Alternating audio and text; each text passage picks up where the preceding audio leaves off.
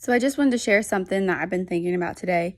I was reading 2 Corinthians this morning and thinking about Paul and how he rejoices in weakness.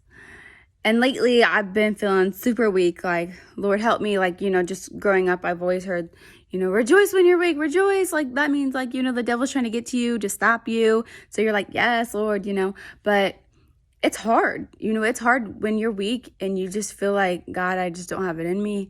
Help me. You truly find another side of God. And so I'm reading all this about Paul, and he writes about rejoicing when you are suffering, when you're struggling, when you are weak, right? And I was thinking about being in the mud, because if I like to relate a lot of things. So if you want to relate it to life, you think about you're walking through the mud and you're like stuck and you're just like, really, like, Lord help me, like make a way out. Like, and he definitely does. But it got me thinking about when Jesus healed the blind man. And it's in John 9, and it's verses 1 to 8. And so he meets this man, and he's blind from birth.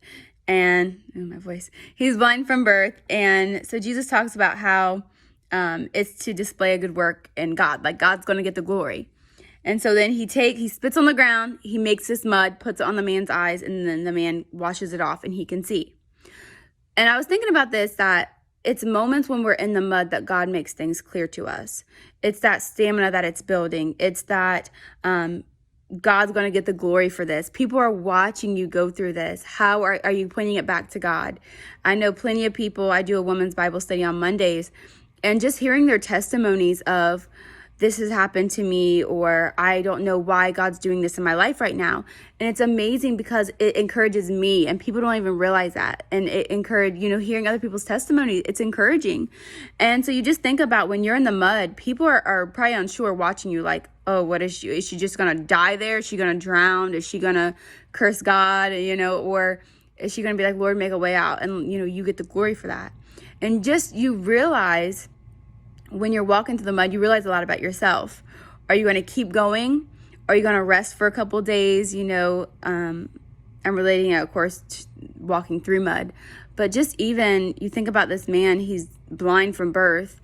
He's getting this mud put on his eyes. Like, this is like, okay, like what?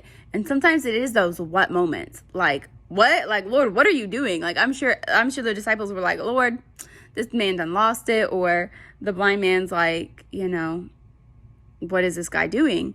And so sometimes it is those what moments, that you got to ask God, like, Lord, what are you doing? But he's up to something. Jesus had a plan. Or the blind man could have been like, all right, I've exhausted all my options. I'm blind. I've accepted it. And he's like, this is my last hope. So maybe you're at that last hope, that last straw of God, like you're it. Like you are going to be the only one. And sometimes I firmly believe that God gets you to that point where he's the only one who can take you further. He's the only one. You got to get to that rock bottom, and you'll see that he's the only one that can make a way out. And so that's why in this story, it tells us that God may display a work in him. Like God did it for his glory. What the enemy meant for evil, God's going to do it for good. So even when Satan tries to stop you or things go against you, God's still going to use that. So, if you feel like you're going through the mud, or you're questioning God, or you're at, rock bottom, you have no other hope, Jesus is the way. Jesus is the answer. You might wonder why or what, but it's building stamina. It's building character. It's having you be that person that God's called you to be. You're a step closer. So rejoice, like Paul said in 2 Corinthians, in your weakness, because he's strong.